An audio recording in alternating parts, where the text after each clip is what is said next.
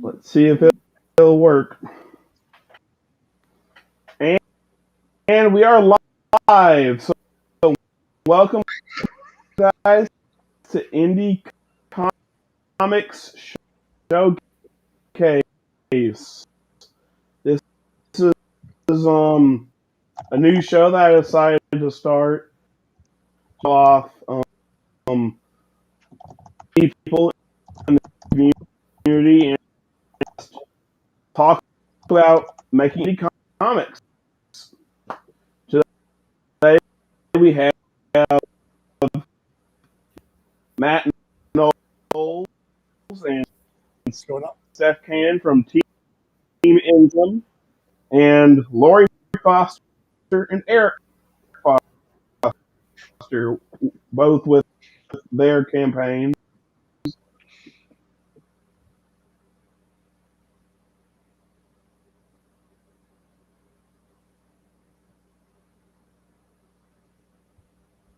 Feels like some technical difficulties. I think Andrew might be really lagged. I think he's really lagged. But Steph, are you there? Yeah. So are we synced up real time over here? A little bit, Yeah. All right. So while Andrew is getting his stuff squared away over there, my name is Matt Knowles. I am one half of Insymmetry Creations. Got Misfits Clubhouse, which is our family-friendly title, which is up on Kickstarter right now. It is the we've done that is not steampunk or medieval or horror or death metal or whatever, but we're having a lot of fun with the campaign. It's a totally different kind of campaign that's out there. I'll let Steph introduce herself, and then Steph will let it go over to Laurie and Erek, and then hopefully Andrew is able to be back with us by then. So I am Steph Cannon. As Matt said, I'm the other half of Insymmetry Creations. And he went over the things that we're doing, and we are running a Kickstarter right now for our all ages titles, Misfits Clubhouse. I also do horror movie reviews, and I write columns for several different websites, usually horror or geek related. So we're excited to talk about the campaign, talk about a little more about what we are, if those of you watching aren't familiar with us. And I'm going to throw on over to Foster Squared over there. It's shorter. I love it. It's cute. I'm Laurie, and this is Erek Foster, and we run. Oh, there he goes. It's our show now. It's our show now. We're gonna run the show. It's okay, guys. Everybody watching, stay with us. And we co-own and run Unlikely Heroes Studios. We're also currently running a Kickstarter. We only have about 48 hours left, I think less now. Yeah, home stretch. For Miss Medusa's Monstrous Menagerie, about a crazy mythic and monster carnival in the 1960s Oklahoma. It's crazy. It's horror. It's comedy. It's drama. It's got a little bit of everything. And if you haven't backed yet, you should back us and back them too. And let me tell you, the campaign you guys have going on right now, one, I love the way that it looks, but you guys are straight killing it. And I want to make sure people know that this is not the first time that Insym and Foster Squared have run into each other. We did a mashup during our last campaigns, and this little doodad right here, this is the metal version of the mashup card that was done between our two campaigns. We did a foil card of this, and they did a metal card. So this is actually a nice metal trading card right here. And we definitely have some designs on doing stuff in the future together. These campaigns we're doing right now aren't exactly campaigns that mashed up well. I mean, we would find a way to make it work, but we don't really think that that the Misfits crowd and the Miss Medusa's crowd would be like, well, why do I have this? Why do I have that? Just wasn't the campaigns that would mesh up very well. So we'll work together again in the future, but I'm really glad to see your campaign is killing it. I know you said that you guys have reached a backer goal right now, or is it your backer goal and dollar goal, or just one of them that you guys have met your record? We've made a backer record, and I think we're about $250 away from a money record for us as well. So nice, we're just losing our shit over here. We're just like, yeah, that's awesome. I need to come up with more stretch goals. Sorry about it, guys. My internet was going crazy. That's all right. You're here now. It's all good. So, what did I miss? We did introductions, talked briefly about the fact that we both have Kickstarter campaigns going on right now. Basically, the show's almost over. You know, Yeah. later. Thanks. See you later. Running credits now. So, I'll go ahead and share the link right now. I think right now, Miss Medusa almost, well, they already hit their next. Yes, we just Am I hit the right on stretch that, goal. And I gotta announce the next stretch goal because I haven't announced it yet. But it'll be So we have to invent something? No, I have something. Oh. Yeah, at 16K we'll actually be offering really cool art print that I haven't shown anyone yet. I think Andrew's internet might be crapping out a bit again.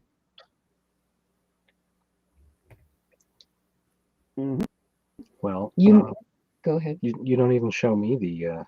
Again? That's how secret these prints are. Yeah, only I know. I'm Me and Paul Handler, here. he doesn't even know. I don't have enough clearance. Andrew, You don't have the top secret clearance. You don't have the trading card clearance. Right, exactly. I've got a water bottle. That's it. That's it. So I've got. Well, I think is your net back?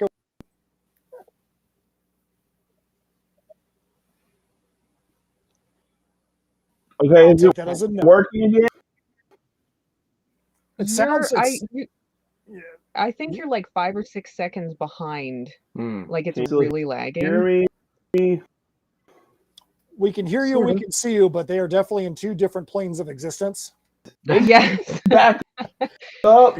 Yeah. But it's just going weird. I don't know. Yeah, you we need can to see tell you. whoever's watching guys porn hear at your house me? to just give you like an hour. Yeah.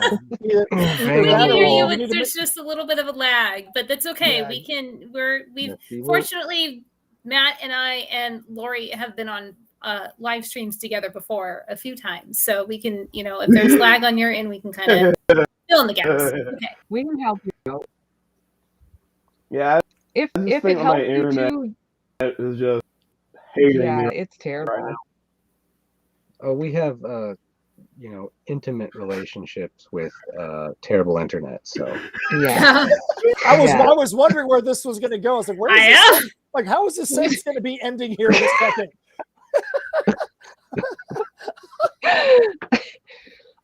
If it helps, Andrew, if you had questions planned for us, you can put them in the chat and we can try to answer them. Yeah, absolutely. Like while you're lagging, because the chat shouldn't lag as much as the video.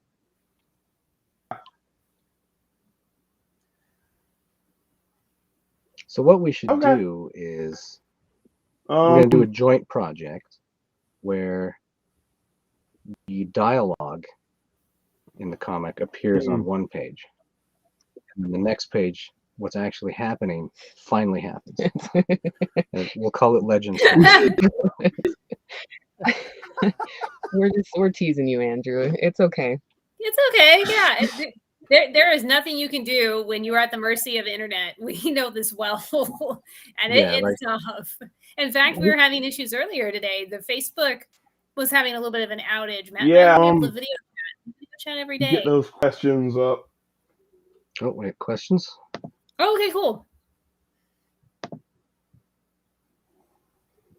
What was that link over there?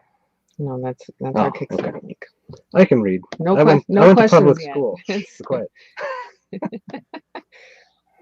So, Laurie, why don't you guys tell us while he's doing that? Why don't you tell us a little bit about what makes this campaign different than some of the other ones that you guys have run at this point? What has been something that's been fun about this campaign for you that you haven't experienced in your other campaigns? Yeah, I know. Gordon.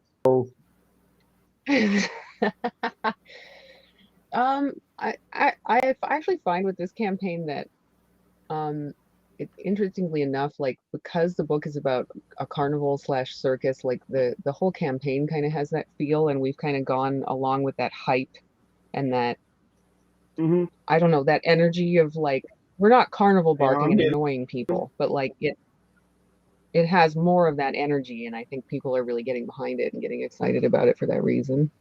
Well, there is a 6-foot standee, so Yeah, and we went crazy and decided to offer that 6-foot standee of Miss Medusa. So I think just people are like, wow, like it's just crazy. Yeah, Andrew actually put up the first question. If you guys wanted to answer first. How do you guys come up with the ideas for these amazing projects? Well, for us with Misfits Clubhouse, it's, as you guys know, it's way different than what our normal fare is.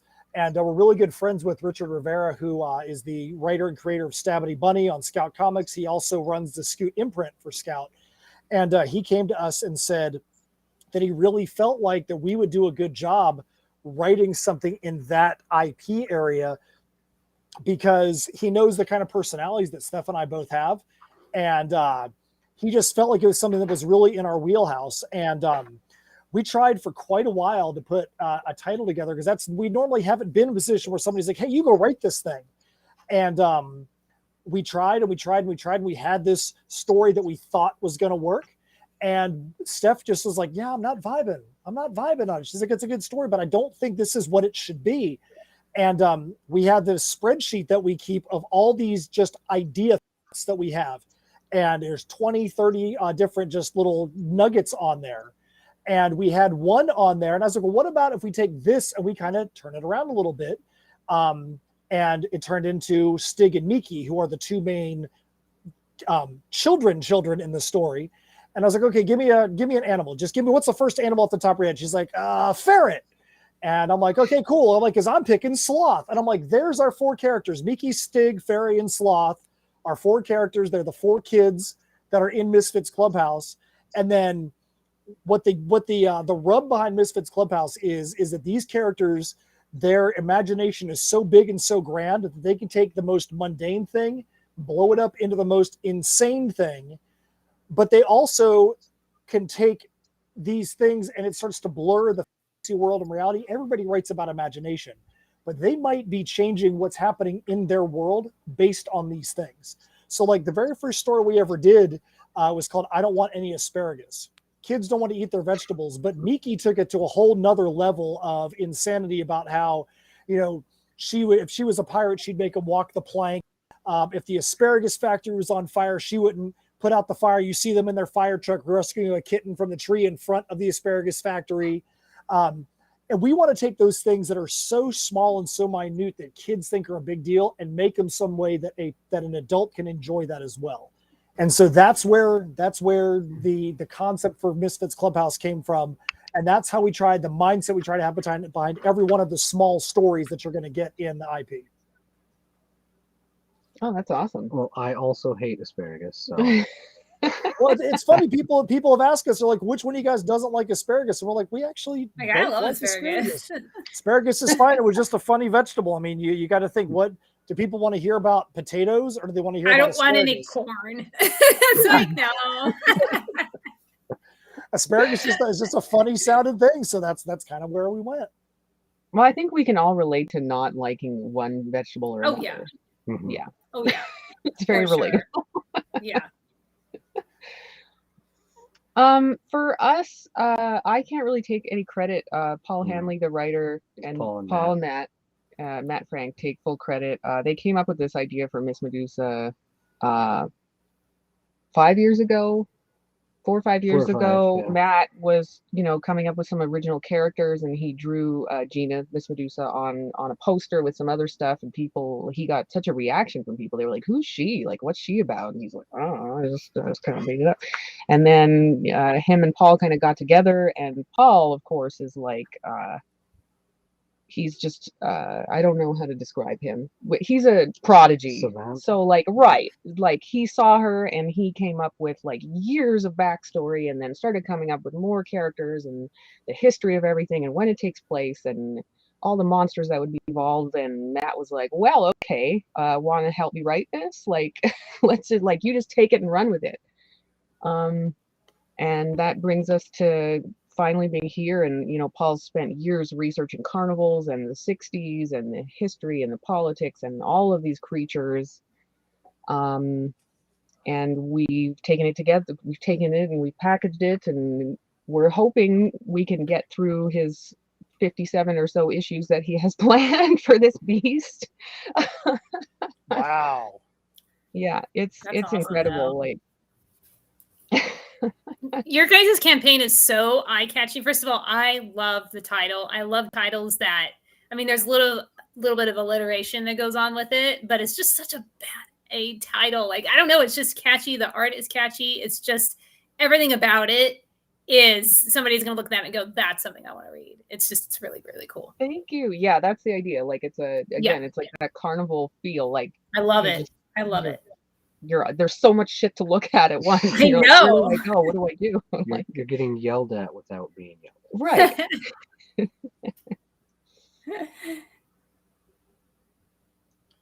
Okay, So Andrew's put another question up saying, how do you come up with the trailers? So we're going to let you guys answer that one first on this one. How do you come up with the trailers for your campaigns? I don't, well, a lot of times, most of the time, it's the writer who will have an idea. They'll be like, well, I kind of have this feel. Sometimes it's a little more in detail of what they want. And then we just start cutting out assets. I start writing music. On this last one, I didn't have to write anything music-wise, though. Paul was just like, let's do Hall of the Mountain King, but I want it to be on like one of those 60s Moog synthesizers. And I was like, cool. well, love me the freaking Moog. We have Moog all over our albums. I love it. So I was like, I can probably find a MIDI of that and then just plug it into Reaper, and I've got synth plugins all over the place. So it's a cake for that. Erek Foster, you've just made me feel a certain way. You're talking about writing music. You're talking about using Reaper.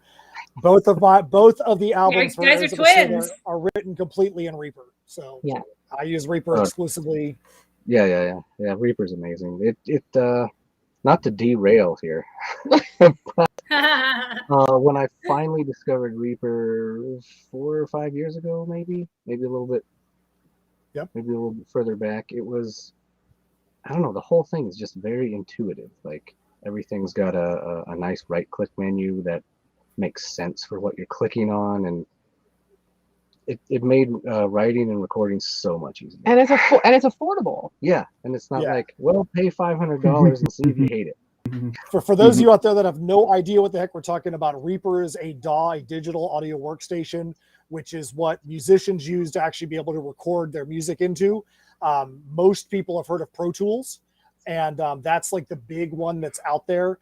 But Pro Tools costs a lot of money, and when people ask me what DAW should I use, I always try to tell them, use Reaper and then go spend all your money on East-West Sounds or on your sound banks, your patches. That way you can get some great orchestra sounds and bass sounds. That's where your money should be invested in, is those sounds and drum kit from hell, things like that. Use Reaper and attach as many freaking sounds as you can into that. So that's what Reaper is. We're not talking about the Grim one. We're talking about the music. No, we make deals with the Grim one. So I'm gonna do this fucking song, man. For just real quick, for Miss Medusa, when Paul talked to us about it, he had a script, but he was basically like, I wanted to feel like the Clockwork Orange. The Clockwork Orange trailer, where it's just like stuff flashing really quick, and so we just took that theme and we ran with it. And there's like a frantic, urgent feel to it as it slowly speeds up with the music and everything. So that's cool. For us, this is the sixth campaign we've done, and we decided to go the complete opposite direction with this campaign. We didn't even do a video. I know that sounds like a crazy thing to do, but for the first 5 campaigns we did, there's original music on each one of them. For 3 of them, we actually wrote music for the campaign that ended up becoming the basis of a song that's on the most recent album that we just released. So, we were writing music, writing those songs, and making the trailers based on the music that was there. And after doing such an intense campaign, the Fosters were there to see it. Legend Storm, Andrew, you were there. You were all were backers of the campaign. We do complicated campaigns. When you've got CDs, colored splatter vinyl, comics, trade paperbacks, leatherwork, woodwork. We are all over the place with what we do. And after the heavy, intense campaign that we did, we're like, Misfits Clubhouse is the perfect campaign. It's simple, it's point. There's a couple of cool things. We did silly socks in there with our characters on there. We have some covers, but most of it is just pretty straightforward. And it gives us kind of like that bottle episode in a sense, where the TV show, you have this campaign, this show that's got a huge budget over here, and then you have an episode where it's just them sitting in a room. And it could be a great episode, but they're sitting in a room. There's not a big budget to it, but it's still a great episode because the next episode is going to be another big, monstrous one. And that's what we have. We have Heirs of Isildur versus Tales from Nocturnia over here. Then we have Misfits Clubhouse that is straightforward. Our next one is going to be the next piece of Heirs of Isildur, which is the first part of the Perilous Prospects, which is the next full story arc for Heirs. And the art and everything is coming out so freaking bonkers on that one. We have a new art team in Brazil, and the two of them vibe the same way that Steph and I vibe the same way that Laurie and Erek vibe. And they really are doing such an amazing job to produce what we are putting together. So we love what this is because it's giving us time to breathe on this campaign. So we know we can get ready for the insane sprint on the next one. Yeah, no, I totally get that.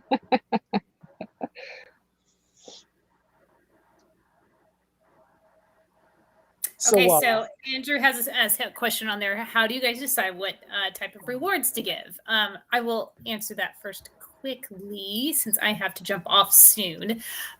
We are kind of known for doing crazy rewards. We have the normal rewards too. We do the variant covers and all that. But in the past, we have done leather work. We've done giant leather dragon masks. We've done woodwork. Those are wooden stickers that we've done. We did the vinyl for the last campaign. So when you have that reputation, it's really difficult when you come to a Kickstarter that we're doing now for Misfits Clubhouse, it's essentially an all ages title. So leather work doesn't necessarily fit with that demographic a little bit. So we had to really think outside the box with this one. We said, we want to continue this trend because that's what people know us for, is doing wild and crazy and different rewards along with the normal ones that we do. So we had talked about doing shirts. We have shirts for a lot of our other titles. We actually decided to do socks with this one. I wear crazies. I don't wear normal socks ever unless I'm running. Otherwise, they're fun. They're dorky. They're mismatched a lot of times. They're just so I thought, you know what? Who doesn't like fun socks? Which is kind of funny for Matt and I. We're in Florida and California, so we don't wear socks a lot. But I actually do because my area of California actually gets cold. But we have some fun socks, and we always want to have that one thing that people look at our campaign and go, that's really cool. That's something, sometimes you don't want to be the campaign where somebody gets an extra and they just kind of toss it to the side and don't do anything with it. So that's kind of where we're at with it. That's awesome. Yeah, I would say we're pretty similar. We just tear up pieces of paper and throw them in a hat and see what comes out. No. That works too, though. I don't know. I have Erek keeps being like, simple, and I'm like, but what about this idea? It'd be so cool. And then we have to try to rein me in a little bit because then, you get too much crazy different stuff and then you're spending too much money on rewards. Yeah. I'm sure you guys understand. Yeah. Oh, yeah. Because you're like, oh, I can get all the shit I never even knew I could get. Like, let's offer all of it. Like, we've done some leather bound books, so right. That's we cool. have done the leather bound books. That's cool. And Andrew has one actually. That's amazing. I love it. That's gorgeous. That is really cool. That's Geekify that does those for us. Yeah, we can give you awesome. guys the link. Yeah, Geekify are awesome.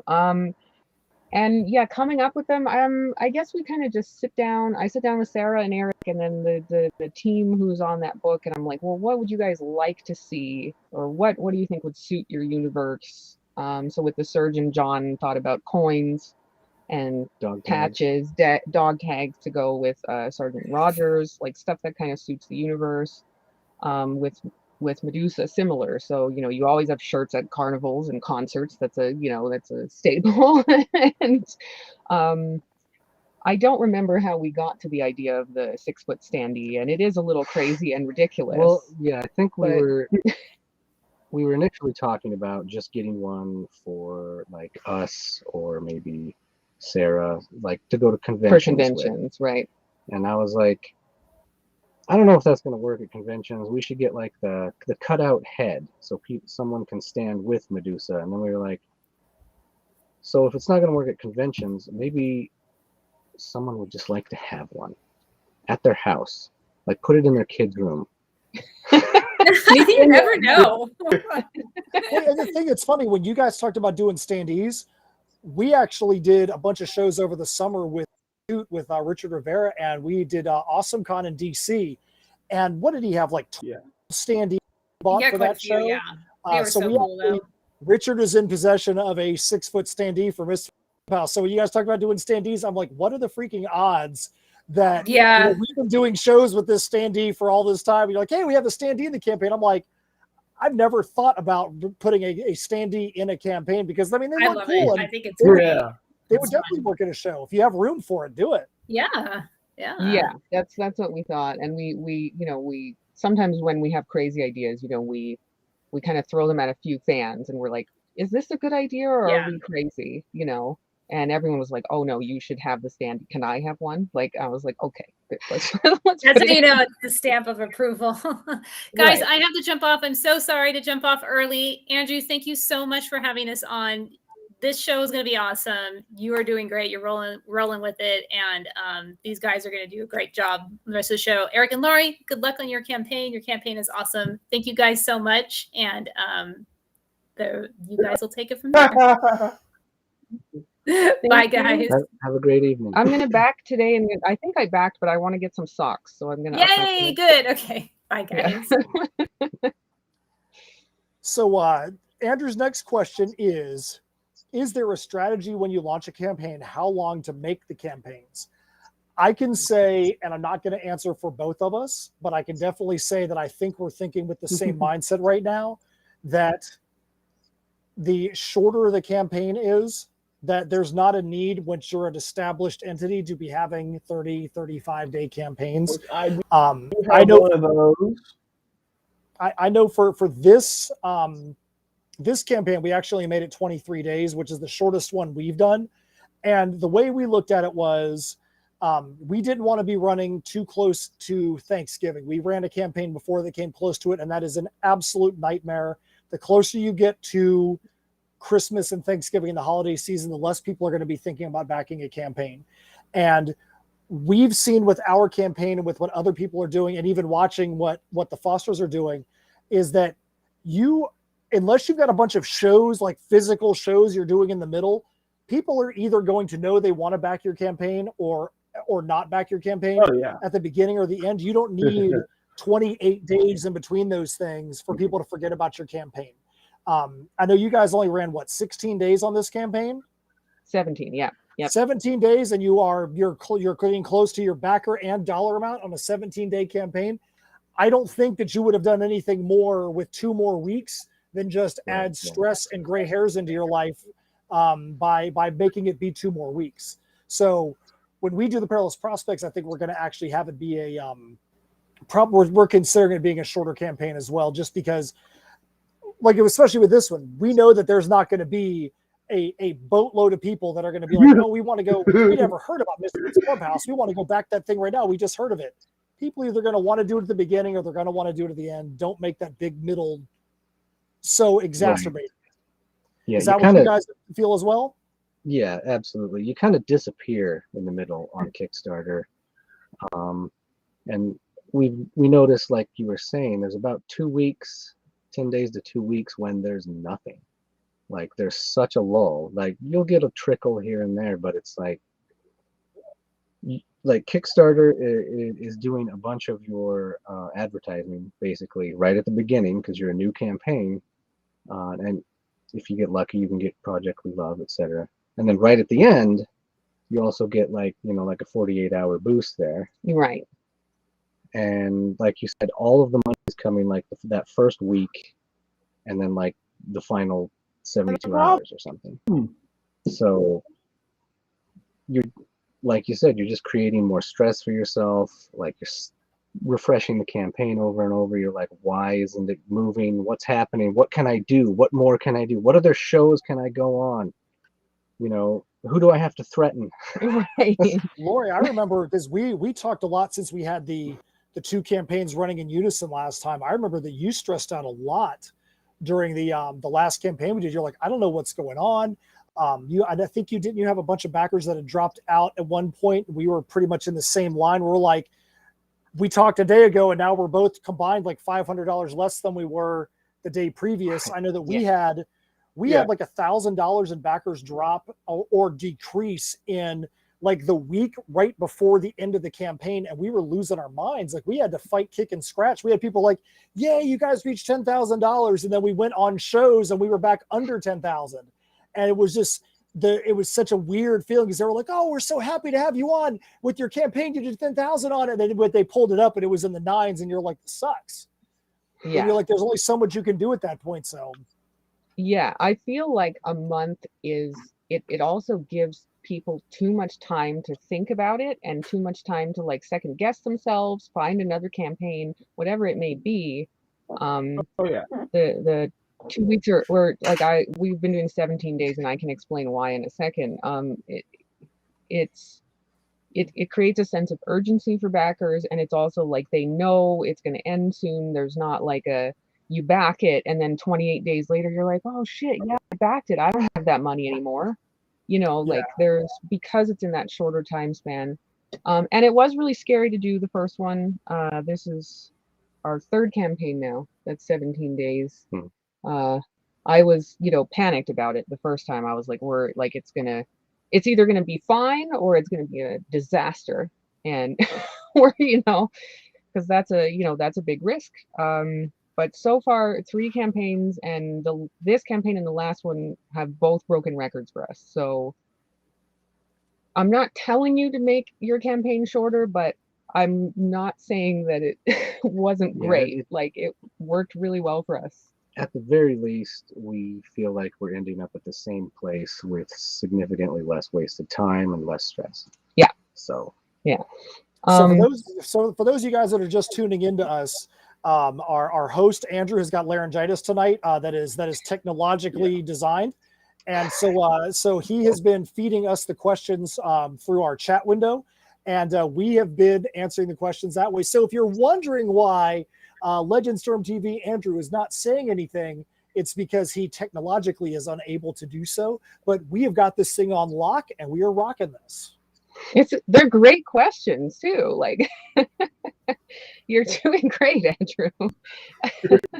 So Andrew's next question is, how do you come up with stretch goals, and just what are these stretch goals and what do they do?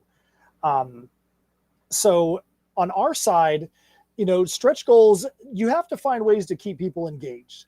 And the way that we always look at it is you can't make a mistake of always looking for the next guy to come back your campaign. You always have to give the guy that backed early the incentive to back early and show them that you're looking out for them.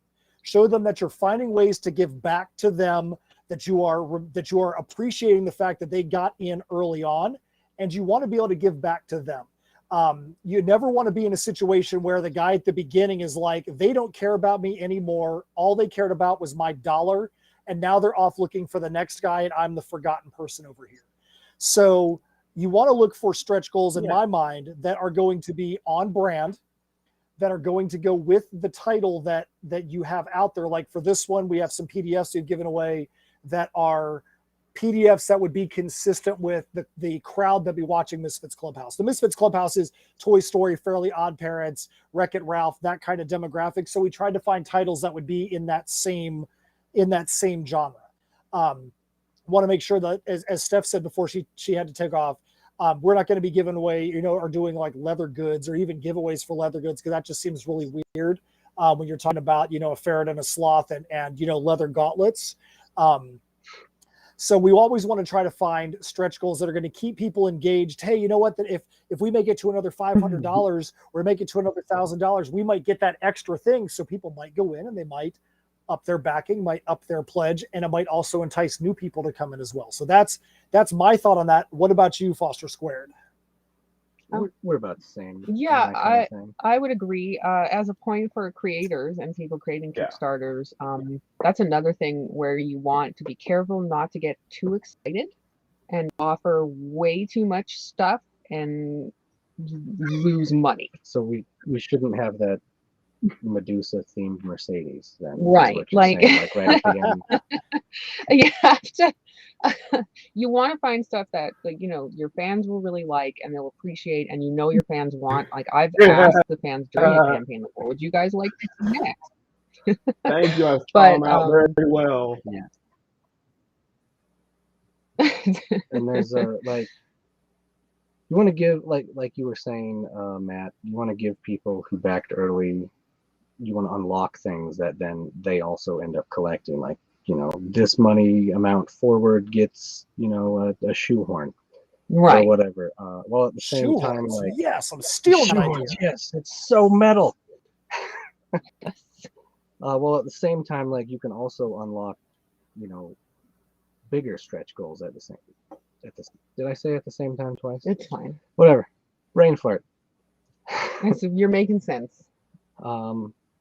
So yeah, like, maybe there's some cool things that you want to do, but you need to hit a certain amount of money in order to do it. Yeah. I'm working well. Just tonight. don't do like me and like my first couple campaigns. You get way overly excited and you right. No Xbox skins. You injure yourself financially. Yeah, and I know that there's people out there, they'll look at like the entry level cost to get into a campaign, and sometimes they're like, why is it so much? Because I could go to my local LCS and get a comic for $4. Why are you charging this or that?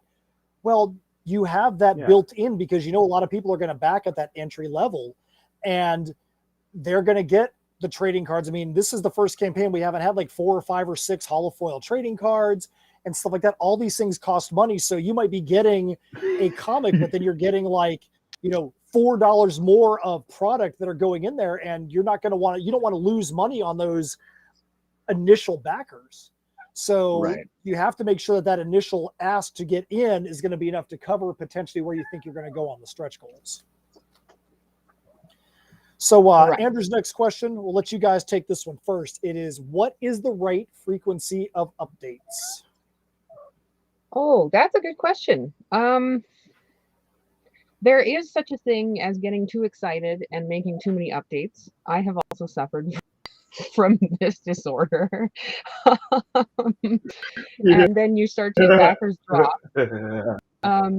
You assume that everyone shares your enthusiasm, but at a certain point, too many emails can be annoying, and I understand that.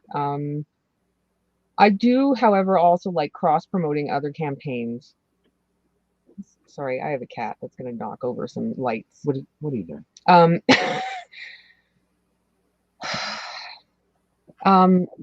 You do want to cross-promote. I like to cross-promote. So to try, in an effort to do both, I try to be very selective about what I cross-promote. I try to cross-promote. I would love to cross-promote everyone, but at the same time, I don't want to annoy backers with 70,000 projects, because then they won't. You know, I try to pick projects that I backed or want to back, that I know our fans would like, that kind of thing. So I try to keep. So I would say, I think no more than once a day. Right. That's too often, I think. Let me see. I'm going to be doing one more update today, and I think that will make 9 updates for a 17-day campaign. And I don't think I would want to do more than that.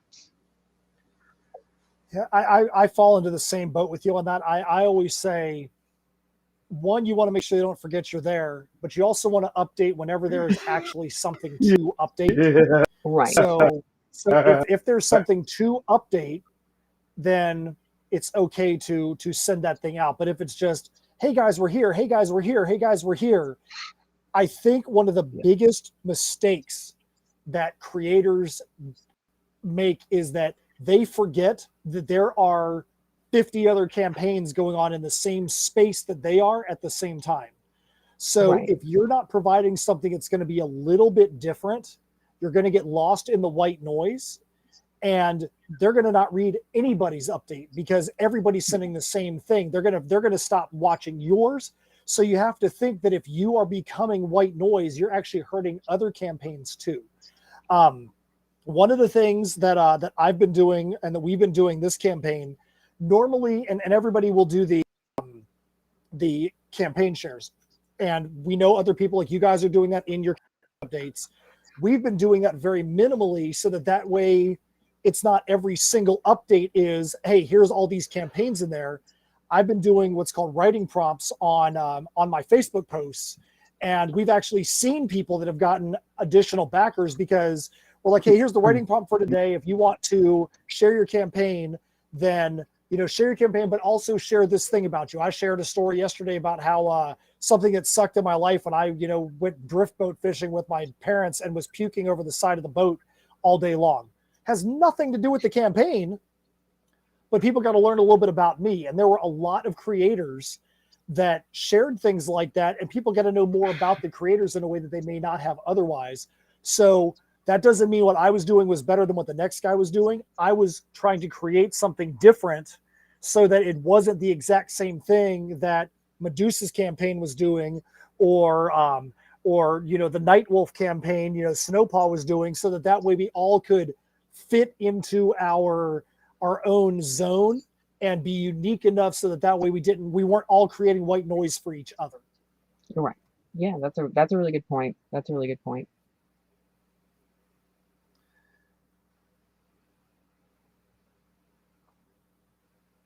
So the next question on here, and you guys can decide if you want me to take it first, if you guys want to take it first. The next question is, how often do you get the word out on social media, and how do you sneak past the algorithm? Laurie's got to go first on that one because she is the master sneaker on that one.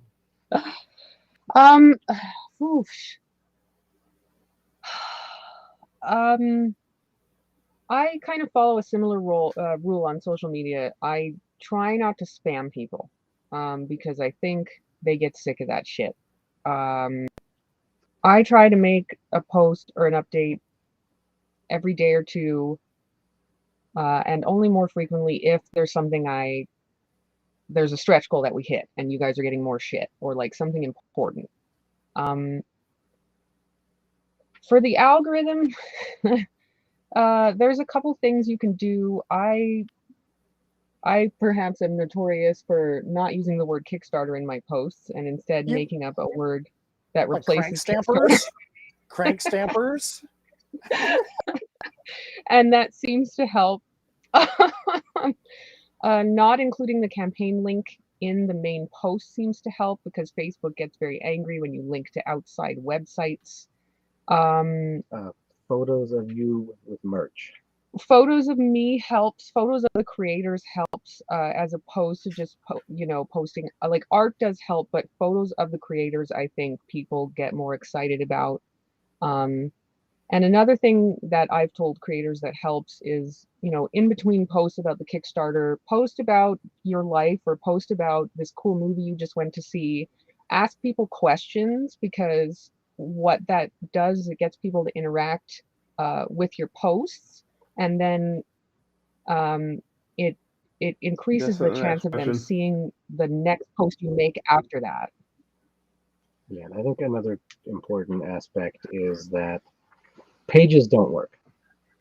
It doesn't seem to matter how many followers you have on your page. Facebook doesn't let them see anything. So use your personal profile and make friends with as many people as right. Pages is brutal. I will usually spend $50 on Facebook ads. I'm not convinced they actually do anything. We have 8,000 followers on Facebook, and we make a post and we might get 20 likes, and that's high, and one comment. So I'm very frustrated with Facebook pages. We tend to post a lot more on Instagram now, on my personal Facebook. In our group, Facebook groups do better. We have a Discord that I try to use also. We try to kind of branch out and use everything we can because it's so frustrating. One of the things that we do, we have our email list that we built up from going to shows and whatnot. Luckily for us, we have other things that are happening in the entity of Insymmetry Creations. So we're able to include some of those things in an update while also then updating about the Kickstarter campaign. Steph has been doing a lot of horror movie reviews. She's works with Creepy Kingdom, and she's had a lot of reviews through them. She actually is just recently was able to do an article for Fangoria. She has got she did an early access for a Disney Channel movie, and actually was in the live stream, the private live stream with the cast and crew as she did the review of the movie. And she just got clearance to do the movie Night Teeth that just dropped on Netflix. She actually had her own early access to see that movie and review that for Netflix through, I don't remember if it was Horror Geek Buzz or if it was Creepy Kingdom, one of the 3 sites that she does stuff for. But there's always these articles that she's writing that we can include in an email update as well. Hey, the metal album was reviewed on this site. We just got the test pressings in. Here's the campaign update. Here's the next article from Steph. We're doing a series called Lyrical Look-ins because we have the lyrics on these songs on our albums. And we want people to really understand that there's some deep lore and deep meaning behind those lyrics. And we're hoping to drop the next one of those this coming Friday. So we try to make sure there's other things that are going to be useful to them other than just the campaign update. Because if it's just campaigns, just, hey, we want your number, we want your money, people tune that stuff out, they start to block it. And I feel like they start to respect you less because that's when they start feeling like they're just a number, because you're not giving them something else that they can get and latch onto besides just the, hey, give me your money. Yeah, absolutely. Yeah. How do you all celebrate the end and funding? Some sleep, but I think that the sleep comes a week after funding, because once you're at the end of the campaign, immediately at the end of the campaign, you get back your list of the bad credit cards. And then you have another you have another week. So a Kickstarter campaign, there's like 3-part process. You have the pre-campaign where you're trying to and get everybody excited before it starts. Then you have the actual campaign where you're like, yay, we got the campaign going. Then you have the post-campaign where you're celebrating every time somebody fixes a credit card that's gone bad. And so you kind of have this 3-part thing. And then once you get to the end of that and all your credit cards have been resolved, then you can actually breathe a little bit and go, okay, now we know what we're working with. Now we know what needs to happen. Now we can start making sure everything is ordered and is ready to go. That's how I feel about it. I mean, I don't know about you guys. What about for you? Yeah, definitely. I feel that for, as you know, because I ranted to you guys about it on the Surgeon 4 campaign, we had a guy back for almost $1,000 and his card bounced. And I emailed him, I contacted him, disappeared. That's a lot of money. That's the guy who showed up in the backer kit and also ordered an additional $1,000. And then and then also had his card bounce in backer kit. Right. So he basically made us really excited, took it away, made us depressed, and then made us really excited a second time. He was like, oh yeah, no, I'm really here. I'm going to buy it for real in backer kit this time. And then disappeared. No response to emails and nothing. And that shit it's just unfair. It's painful. It's emotionally draining. You're just that's 8% of my campaign money. Just bye. So I can relate to that. I was going to say this time we're actually going to do something special. We're going to try to do a live stream for the last hour of the campaign, just to get everyone hyped up and be crazy. And you can watch us cry and be awkward on the stream because we're so excited. I don't know, whatever happens. He's like, I'm not crying on the stream. What are you talking about? I was like, I'm not going to go cry. Don't be making these claims.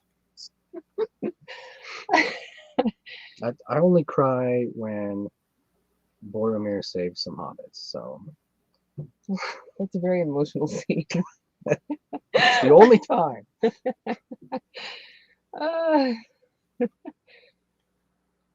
Looks like Andrew has another question. What medium do you use to send out surveys, like using Kickstarter or outside mediums to send your surveys? Backer kit. For us, it's BackerKit now. I'll let Matt talk first, and then we can ramble about BackerKit for a bit. So right now, because our campaigns are not at the insane number of backers that Unlikely Hero Studios does, we're just using the typical stuff through Kickstarter. And there's the only reason why we're doing that right now, obviously, is not just for the monetary side of it. The one thing that bothers me about BackerKit is that I know me as a backer, I like being able to log into Kickstarter and see how many surveys I have left to fill out. And because BackerKit is not integrated into Kickstarter, there's times where you get the emails and they'll kind of just blend in with all the other emails. And I don't even realize I've got a BackerKit survey that's out there that I forgot to fill out. So that from a consumer side, that bothers me about BackerKits. That's why I don't use it on the campaign side. But we also track everything on a Google Sheet as the campaign goes. Every single time somebody backs in, we make sure that we already have that logged. So I don't even know there's a way to export the stuff that comes through the campaign. I don't even know how to do that because we've never done it, nor do we have to, because we have the running Google Sheet for everything. So that's why we just use the regular survey through Kickstarter for ourselves.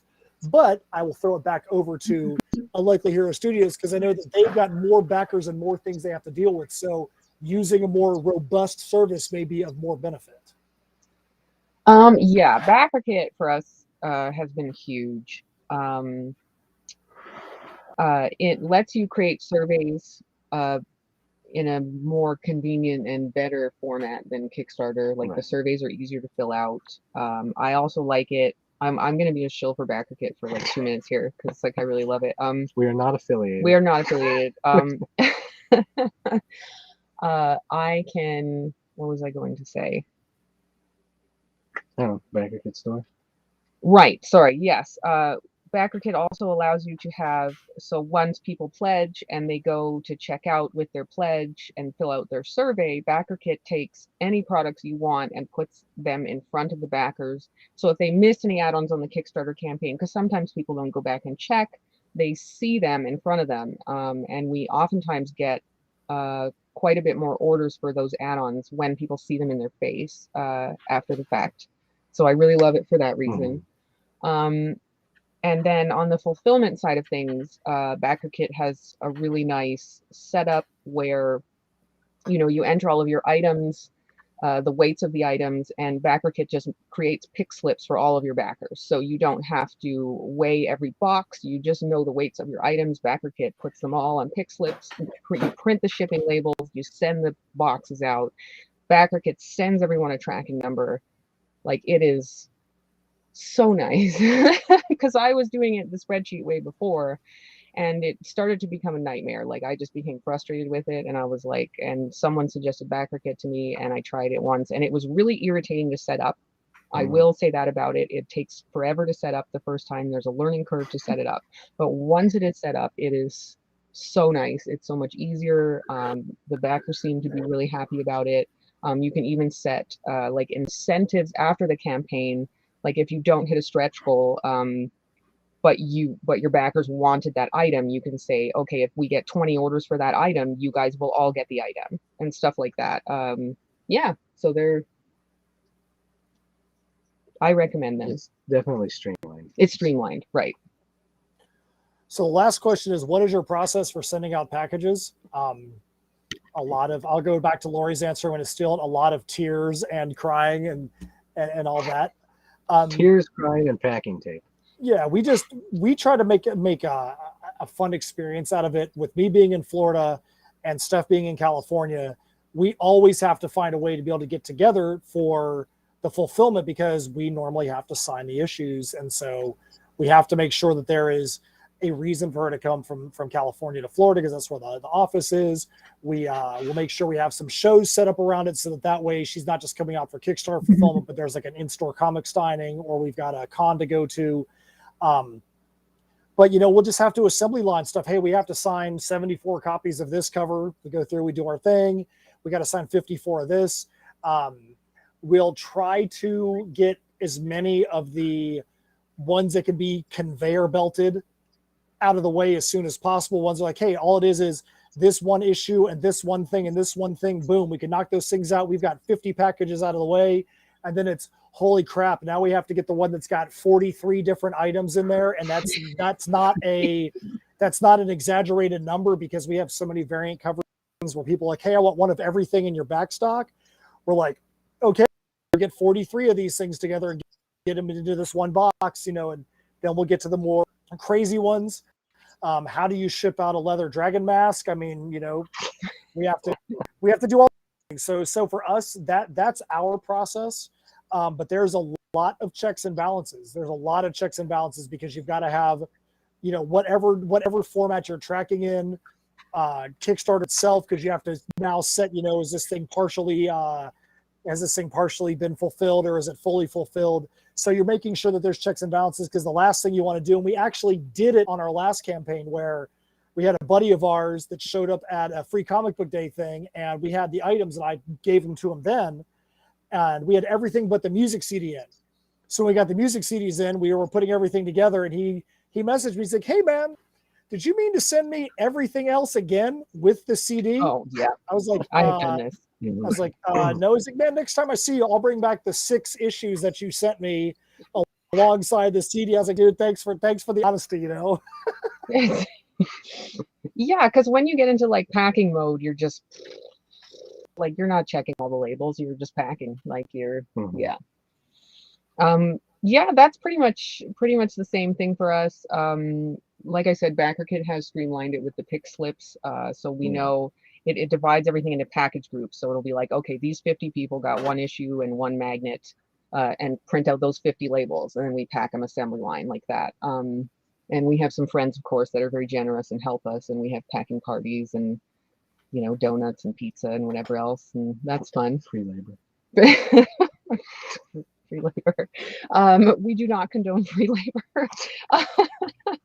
But Abuse your friends. One thing I did actually want to mention, and I'm super excited about this, and it's really dumb. We were getting really sick of the sound of packing tape, because we pack a shitload of packages. So we did research into silent packing tape, and this is a real thing, and it is my new favorite thing. It is literally silent when you rip it and you tape boxes with it. They sell it on Amazon. There's like a little sleeping baby picture next to it, and it's legit.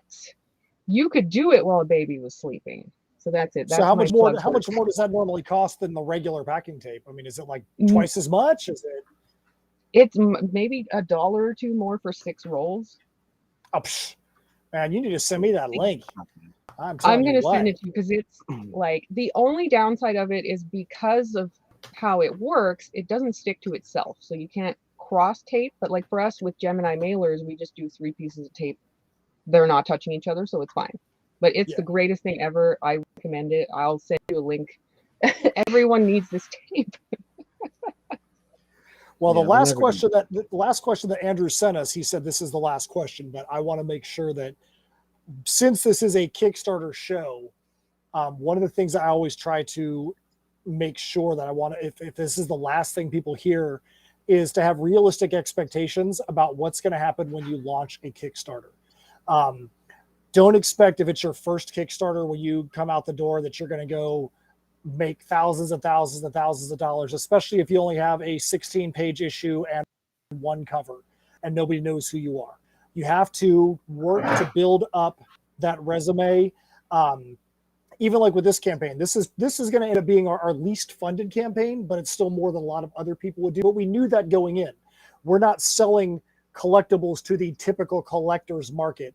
When you got the kind of things that you guys are doing, or dragons, or medieval, or leatherwork, or woodwork, or metal, the things that we normally do, there's going to be a whole different market there than when you're doing for what we're doing with this title. So we're not disappointed in the performance of this. We had realistic expectations of what was going to happen with this campaign. And we just want to make sure that people go in with realistic expectations, and they know that it's not for the faint of heart. You have to be a warrior to run a Kickstarter campaign, because like we said earlier, there's like 3 different phases, and all day, every day, you have to be reassessing what you're doing, why you're doing it. Is there something else you can do? Or do you need to just take a breath and not drive yourself into the ground trying to find a backer that may not be out there. So that's my biggest thing is make sure you have realistic expectations and knowledge about what you're doing before you go out there and just willy-nilly throw a campaign out there and wonder why people aren't backing you, because you need to make sure you have a campaign and a product that is worthy of being backed. It's not the backer's fault if they don't back you. You have to make sure you're actually giving them something that they want to back. Yeah, so what would you guys say if this was the only show that people watched on Kickstarter and you wanted to make sure that they knew some very important information that you wanted to pass on to them? Get an Ativan prescription.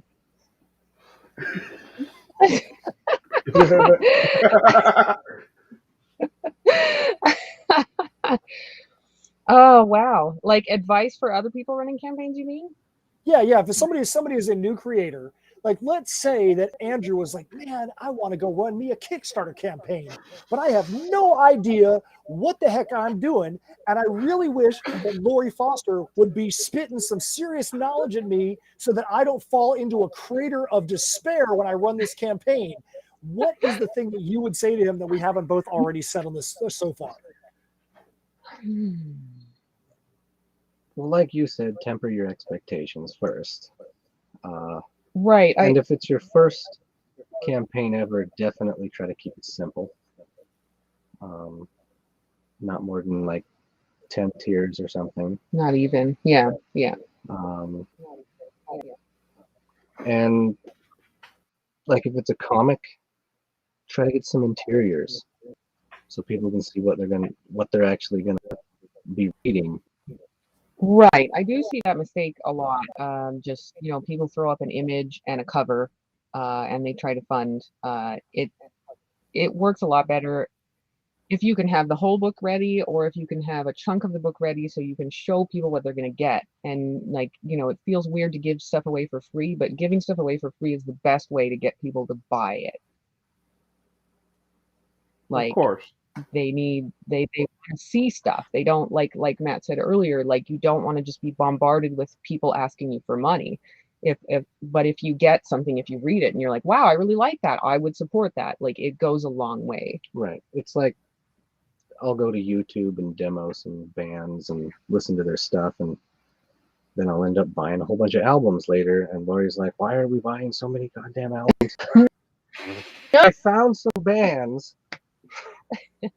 So that kind of goes hand in hand with the free stuff ultimately generating fans.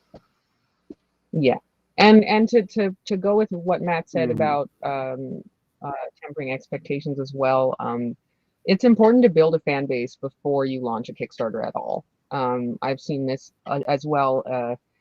Someone comes in and they're like, well, I made this whole comic book. I think I should Kickstart it. And I'm like, okay, well, do you have a social media following?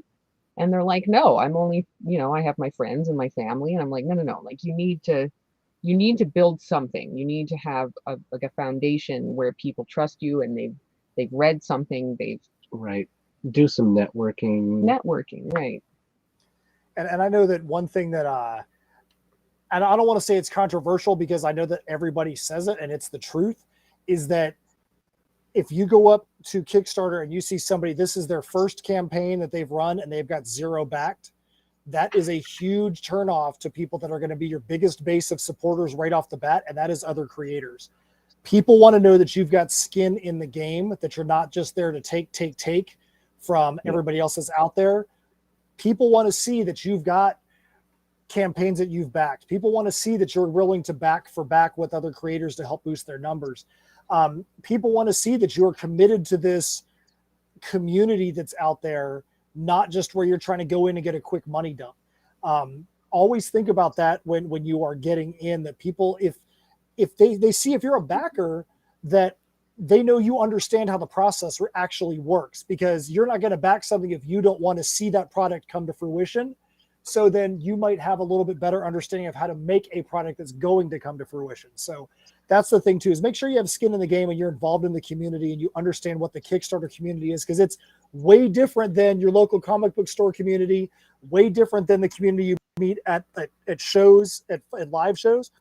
Make sure you understand the community so that way you can interact with it correctly. Yeah, absolutely. So Andrew, do you have any other further words for us, Mr. Laryngitis? Again, Andrew, we've appreciated him.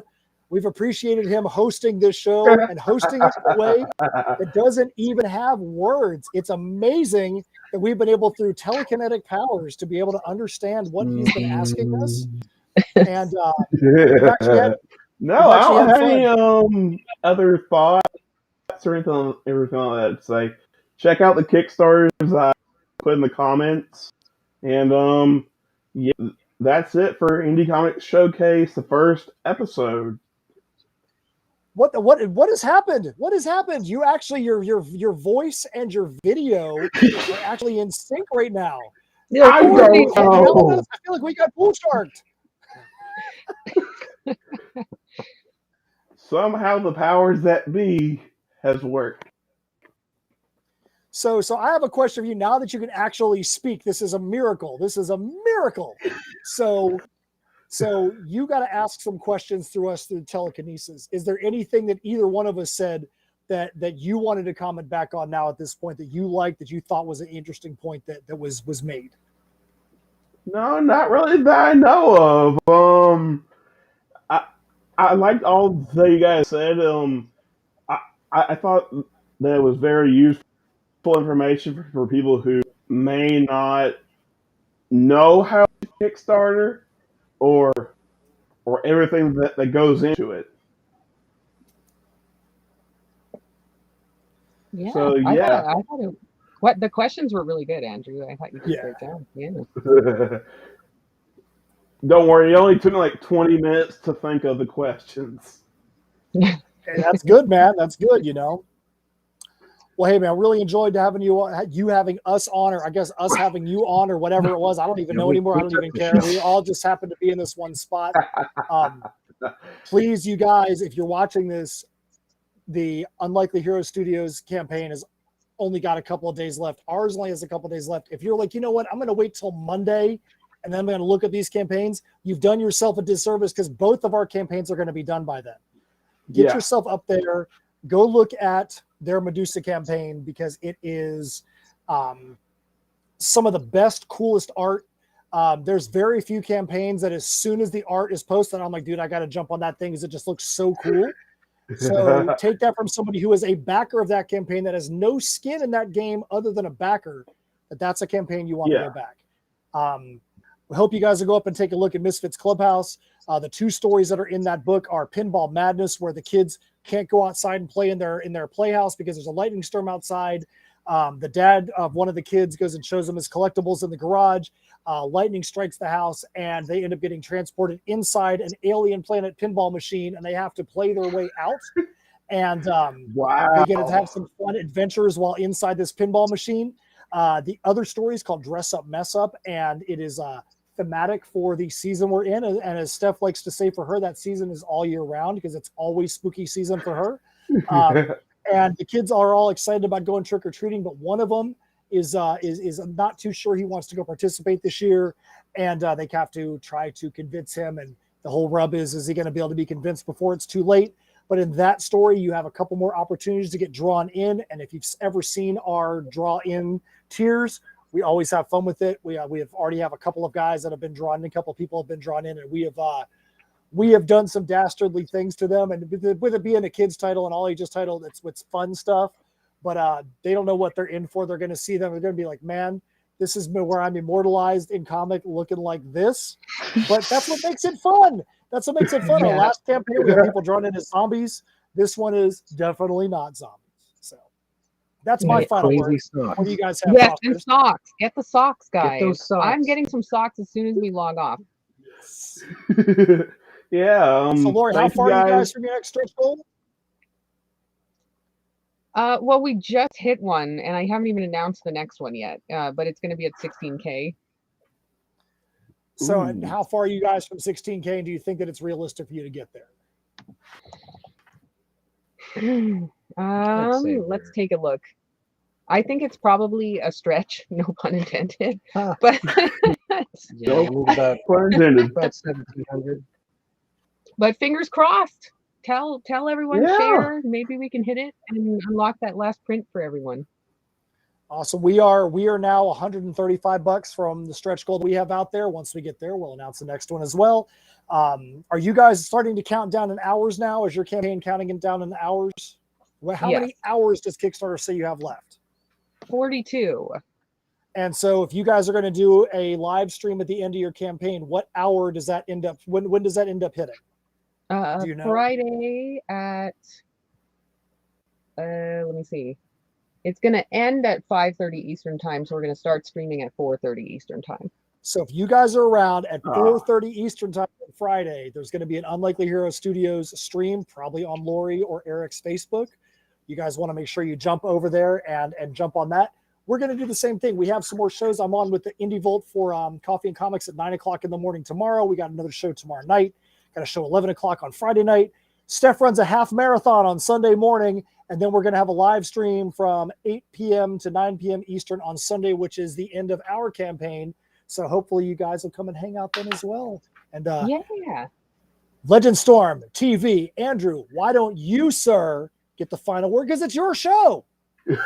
Yeah, guys, just check out the Kickstarters that I put in the comments. I put some Kickstarters that I like, as well as these guys' awesome Kickstarters.